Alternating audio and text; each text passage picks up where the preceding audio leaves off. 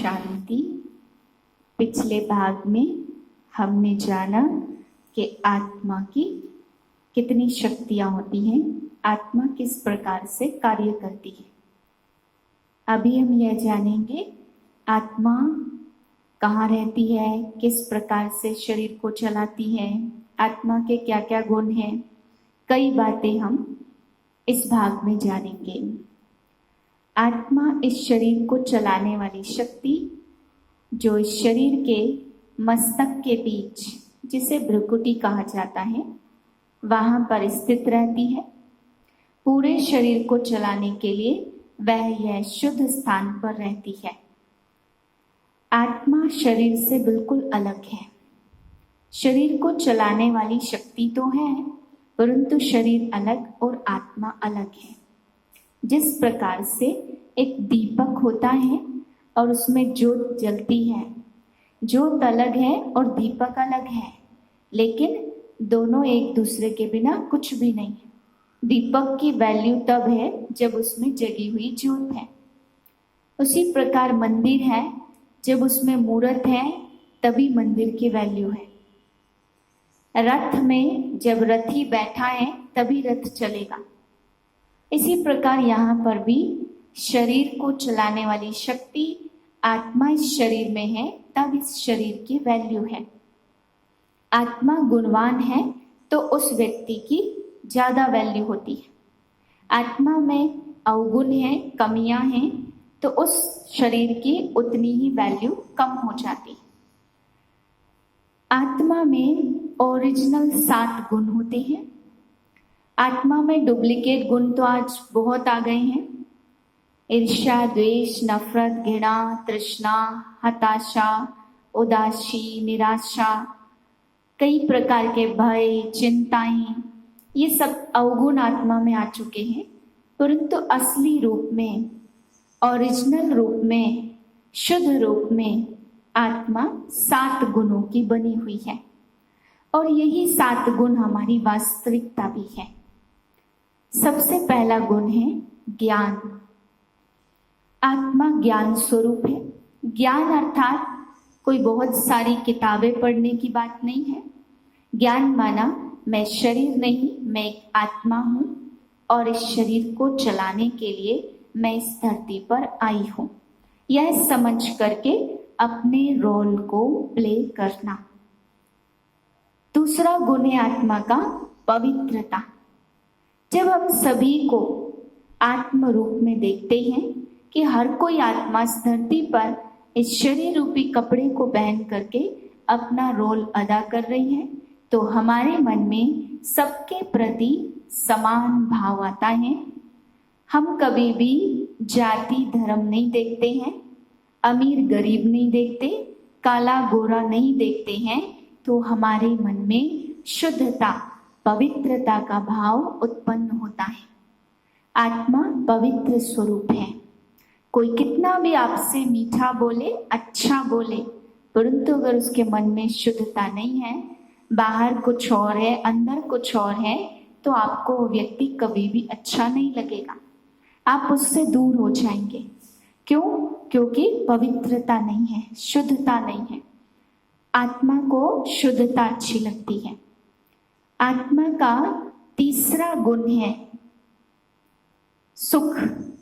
आत्मा जितनी पवित्र, जितनी शुद्धता का अनुभव करती है, तो हमारे अंदर सुख आता है और सुख से ही हमारे जीवन में बढ़ती है शांति। कहा जाता है पवित्रता ही सुख शांति की जननी है। सबसे पहले ज्ञान समझ आई, फिर हमारे मन में शुद्धता आई और शुद्धता आते ही दोनों बाल बच्चे सुख और शांति हमारे मन में आ जाती है। तो आत्मा के ओरिजिनल गुण सुख, शांति, पवित्रता के साथ ही हमारे अंदर आ जाती। और जब हमारे जीवन में सुख और शांति बढ़ती है तो आपस में प्रेम भी बढ़ता है। अगला गुण हमारा प्रेम है। जैसे हमारे अंदर प्रेम की अधिकता होती है, रूहानी निस्वार्थ प्रेम बढ़ता है, तो जीवन जीने में आनंद आता है। और जब जीवन जीने में आनंद आता है और आनंद पूर्वक हम सभी जीवन व्यतीत करते हैं, तो आने वाली समस्याओं को भी हम पार कर सकते हैं। वो शक्ति भी हमारे अंदर आ जाती है। तो आत्मा का 7वां गुण है शक्ति। इन 7 गुणों को जब हम अपने अंदर जागृत करते हैं, जागृत अर्थात जितना हम इनको याद करते हैं, इमर्ज करते हैं, तो हमारा व्यवहार, हमारे कर्म उसी प्रकार से हो जाते हैं। और जितना जितना हम इन गुणों को भूल करके अवगुणों को याद करते हैं, तो हमारे कर्म, हमारा व्यवहार उसी प्रकार से हो जाता है। अब हम जानेंगे इन गुणों को इमर्ज करने का या जागृत करने का क्या तरीका है। इस पर एक छोटी सी कहानी मैं आप सबको सुनाती हूँ कि किस प्रकार से हम अपने ओरिजिनल संस्कारों को जागृत कर सकते हैं। एक राजा का बच्चा था, वो छोटा सा था, तो भेड़िए उसको उठाकर ले गए।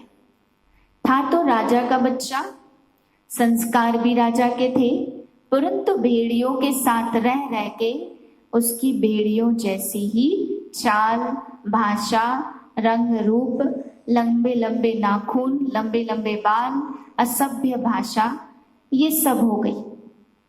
भेड़ियों के साथ ही रहना और अपने को भेड़िया ही समझना, यही उसकी दिनचर्या हो गई थी। एक दिन राजा ने उसको ढूंढा, वह थोड़ा बड़ा हो गया था, तो राजा को जंगल में अपना बेटा दिखाई दिया। तो राजा ने सोचा कि ये तो मेरा बेटा है, इसको तो राजमहल में वापस ले जाना चाहिए। तो जैसे ही राजा उसको राजमहल की ओर ले जाने लगा, तो वह तो अपने को भेड़िया समझता था, तो वह सोचने लगा कि मुझे कहाँ ले जा रहे हैं, मैं तो जंगल में रहने वाला, और राजमहल की तरफ किस तरफ ही मुझे ले जा रहे हैं। पहले तो उसको अच्छा नहीं लगा, क्योंकि उसको जंगल की आदत हो गई थी। लेकिन जबरदस्ती उसको जंगल से राजमहल में ले गए, तो उसको ये लगा पता नहीं मुझे कौन सी जगह ये ले आए।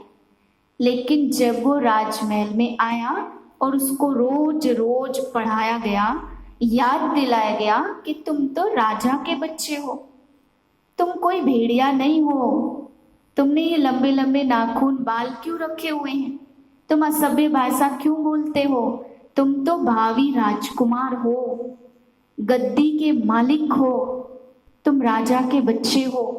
जब बार बार उसको यह स्मृति दिलाई गई कि तुम राजा के बच्चे हो, तो सुनते सुनते संस्कार तो उसमें पहले से ही थे, धीरे धीरे उसे पक्का हो गया कि मैं तो राजकुमार हूँ और राज्य का भावी मालिक हूँ। तो सोचिए, जैसे उसे ये बात याद आई, तो वह भेड़िया क्या बन गया, राजकुमार। भेड़िए जैसे लक्षण, बोल चाल चलन, खान पान, सब कुछ उसका सिर्फ एक बात याद आने से बदल गया। तो इस प्रकार यह एक स्मृति और विस्मृति का खेल है। अगर हम स्मृति में हैं कि हम कौन हैं, तो वही गुण हमारे अंदर आएंगे।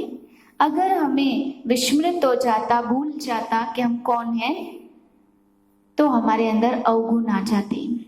अगर हम यह याद रखें कि हम ज्ञान सागर, सुख के सागर, शांति के सागर, परम पिता परमात्मा की संतान हैं, हम भगवान के बच्चे हैं, हमारा ओरिजिनल रूप ज्ञान स्वरूप, सुख स्वरूप, प्रेम स्वरूप, आनंद स्वरूप है, तो यही गुण हमारे अंदर इमर्ज होंगे। सोचिए, जब आप एक घर में बैठे हैं और घर के सामने एक फूल का पेड़ है और एक कांटों का वृक्ष है। आप फूल के पेड़ को रोज पानी देते हैं तो फूल ही खिलेंगे, कांटे को पानी नहीं देते तो कांटा सूख जाएगा। अगर आप कांटे के वृक्ष को पानी देते हैं और फूल के पेड़ को नहीं देते, तो फूल सूख जाएगा और आपको कांटे ही चुभेंगे। इसी प्रकार से हमारे मन में भी अवगुण भी हैं और गुण भी हैं, लेकिन हम ज्यादातर नफरत, ईर्ष्या, द्वेष को याद करते हैं, तो इस प्रकार से नफरत, इच्छा, द्वेष का ही संकल्प बढ़ता जाता, यही वृक्ष बढ़ता जाता है। और जब हम अपने ओरिजिनल गुणों को याद करते हैं तो वही वृक्ष बढ़ता जाएगा और उसमें बहुत सुंदर सुंदर पुष्प, फूल खिलेंगे और यह गुणों के फूल हमें सुख शांति का अनुभव कराएंगे। ओम शांति।